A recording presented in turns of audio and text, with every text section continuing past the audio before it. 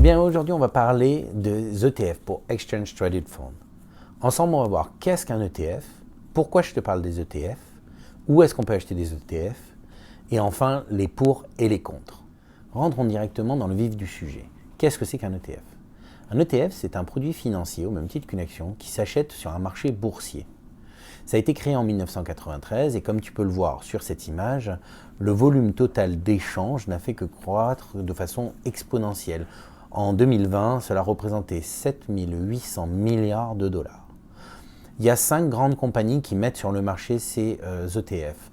Ces 5 grandes compagnies sont BlackRock, Vanguard, The State Tree Corporation, Charles Schwab Corporation et Invesco.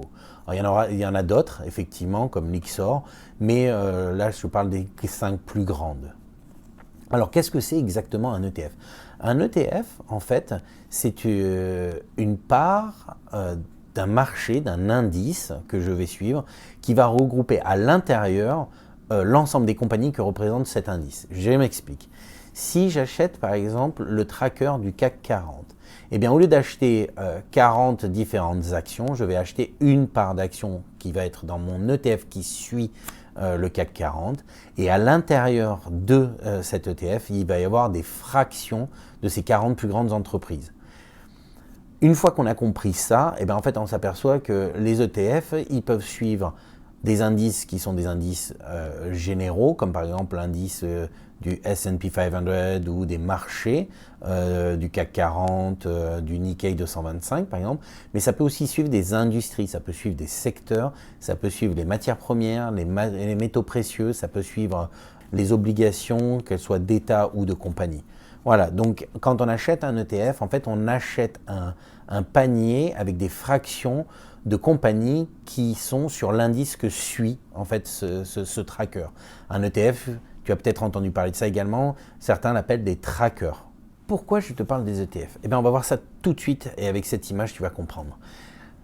Il y a eu une étude, en tout cas une publication au deuxième trimestre de 2020 qui disait que 90% sur les 15 dernières années, 90% des fonds managés de façon active n'arrivaient pas à performer mieux que le marché sur lequel elles étaient. Ça, c'était valable pour le marché domestique américain, mais de façon générale et internationale, c'était 80% et 87% pour le marché des obligations. Donc effectivement, on s'aperçoit que à quoi est-ce que ça me sert de payer un intermédiaire qui, de toute façon, ne fera pas mieux que le marché sur lequel il est. Et c'est ça, le principe des ETF. C'est que comme je vais aller chercher à suivre soit un indice pour un marché, soit une industrie, un secteur, ou par exemple l'énergie renouvelable, ou bien je vais pouvoir aller chercher, je ne sais pas, un ETF qui cherche de l'or, eh bien je vais couper cet intermédiaire qui, lui, en fait, me vend un service. Quand tu as peut-être entendu parler des fonds communs de placement, les OPVCM, eh bien ça, c'est des services que tu prends. Ce n'est pas directement que tu achètes les ETF ou les compagnies. Eh bien, eux, ils prennent, en règle générale, c'est 2%. Alors, si on prend des chiffres, l'indice CAC 40, si je le suis, sur les 10 dernières années, il a eu un rendement annuel de 6,5%. Si je passe par mon fonds managé de façon active, eh bien j'enlève 2%, je suis déjà plus qu'à 4,5%. Mais si j'enlève ensuite l'inflation, pour faire simple, on va l'arrondir à 2%, eh bien là il me reste 2,5% dans la poche. Si je coupe l'intermédiaire et que je passe directement avec mon ETF qui suit le CAC 40, eh bien là j'ai 6,5% moins 2% pour l'inflation, il me reste 4,5%. On parle du simple au double. Eh bien moi je ne sais pas toi, mais moi ces 2% je préfère les avoir dans ma poche. D'autres chiffres, le S&P 500, les 500 plus grandes compagnies américaines, ben lui sur les 10 dernières années c'était 13%. Sur les 100 dernières années c'était plutôt aux alentours des 10%. Le Nasdaq, c'est 16% sur les 10 dernières années. Le Nikkei 225 au Japon, c'est de l'ordre de 11,5% sur les 10 dernières années. Alors là, on voit bien qu'il y a tout intérêt à ne pas avoir d'intermédiaire et de passer directement avec les ETF. Alors oui, c'est intéressant de couper l'intermédiaire, mais il faut bien penser à une chose, c'est que quand tu vas prendre un ETF, et justement c'est tout l'intérêt des ETF, c'est que les coûts sont réduits de façon drastique. Par exemple, un coût pour créer cet ETF, au lieu de payer tes 2% que tu paierais à quelqu'un, un manager actif, ben ça va être par exemple 0,07% sur un indice comme par exemple le SPY qui suit le S&P 500, où ça peut être 0,03%. Et c'est là que réside l'intérêt des ETF. C'est que tu réduis tes coûts de gestion à un strict minimum, et c'est vraiment faible, très très faible, et c'est là où tu vas créer en fait un rendement supérieur. La deuxième chose qui me semble vraiment importante, c'est que les ETF, ça permet de diversifier son portefeuille de façon très très simple en fait. Puisque si j'achète un ETF qui suit une zone géographique, eh bien si je prends par exemple un ETF qui suit la zone Amérique et que je prends VTI, bah cet ETF-là, il va suivre tous les marchés américains. Et en fait, quand je vais acheter une part de ce VTI, eh bien en fait, je vais acheter toutes les compagnies américaines, que ce soit avec des capitalisations faibles ou des très fortes capitalisations, et ben je vais suivre ces compagnies en un coup. Si ensuite, moi, de façon stratégique, je veux suivre des zones géographiques, eh bien, je peux faire ça. Si je veux suivre des secteurs, je vais pouvoir faire la même chose. Si je suis des industries, ben, ça va être pareil. Donc, ça permet une diversification qui est quand même vachement plus simple. Elle peut être dans des industries, comme je disais, mais qui, en plus de ça, ont des répartitions géographiques différentes. Alors enfin, une petite précision quand on parle justement de comment faire pour les ETF également, et pourquoi je te parle des ETF, c'est que un ETF, l'achat en tout cas d'ETF, pour l'achat d'ETF, on peut appliquer une méthode qui est en fait la méthode qui s'appelle le Dollar Cost Averaging, qui permet en fait d'acheter à période régulière pour le même montant les produits financiers qu'on veut acheter. Qu'est-ce que ça permet de faire? Eh bien, ça permet en fait de lisser les coûts. Pourquoi? Parce qu'on essaye de suivre l'indice, donc sa croissance à 10-11%, c'est ça qu'on va chercher à faire, mais on ne veut pas en fait acheter quand c'est trop haut ou trop bas, parce que sinon c'est compliqué et c'est pas du tout l'idée avec les ETF. Et donc si on achète de façon régulière, imaginons que j'achète 200 € tous les mois pour ces ETF, et bien en fait je me fiche de savoir si là le marché est haut et que ça coûte plus cher, parce que dans 3 mois ou 4 mois, il sera peut-être bas, et où il sera redescendu, et puis du coup en fait pour mes 200 €, j'en achèterai plus. Et c'est ça l'idée du Dollar Cost Averaging technique, et ça s'applique très très bien justement pour les ETF, parce que comme on va faire des achats prolongés dans le temps et à intervalles réguliers, eh bien, en plus de la diversification, on va pouvoir lisser nos coûts pour pouvoir suivre cette courbe de croissance et pas essayer de suivre le marché.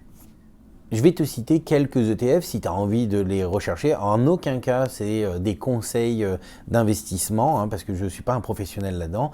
Mais bon, c'est quand même intellectuellement intéressant. Tu as juste à taper sur Google le nom, par exemple, de VTI ETF, et tu vas trouver la répartition géographique, la répartition par secteur, par industrie. Ça va être très intéressant de voir. Tu peux prendre un indice comme par exemple QQQ, qui lui par exemple va suivre le Nasdaq. Tu peux également prendre, juste à titre de curiosité intellectuelle, l'ETF BBH, qui va lui suivre les biotechnologies. Tu peux prendre par exemple OIH, qui va suivre le marché du pétrole. Tu peux prendre JLD, ça va être le marché de l'or. Voilà, bon, ça c'est que je cite quelques noms là, et je ne viens certainement pas, encore une fois je le dis, je ne suis pas un professionnel et ce n'est pas un conseil d'achat, mais bon voilà, c'est pour brosser le tableau. Je ferai certainement une autre vidéo en disant moi, pas ma stratégie personnelle, et quels sont les ETF par exemple qui sont inclus dans ma stratégie. Mais ce sera pour une autre vidéo. Voyons maintenant où ça s'achète. Eh bien les ETF, ça s'achète de deux manières. Soit tu peux les acheter au travers d'un PEA par exemple, ou bien de passer directement avec un broker. Un broker, c'est une plateforme qui te permet d'acheter sur des marchés boursiers. Alors il y a des brokers qui sont connus, comme par exemple Interactive Broker. Tu peux avoir De Giro, qui est une compagnie située par exemple en Hollande.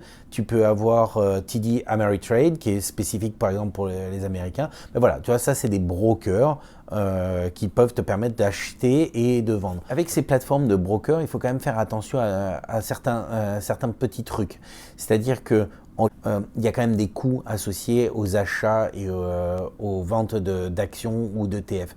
Et ça, il faut quand même les inclure. C'est-à-dire que si demain je veux acheter 50 euros pour un d'ETF et que ça me coûte 10 euros, ben, il vaut peut-être mieux garder ces 50 euros de côté et faire que un achat quand j'aurai 500 euros parce que je paierai quand même mes 10 euros.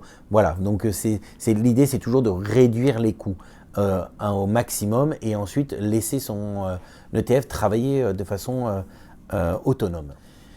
Enfin, les pour et les contre. Alors le premier pour, c'est que ça demande en fait un suivi très très faible que l'investissement dans les ETF.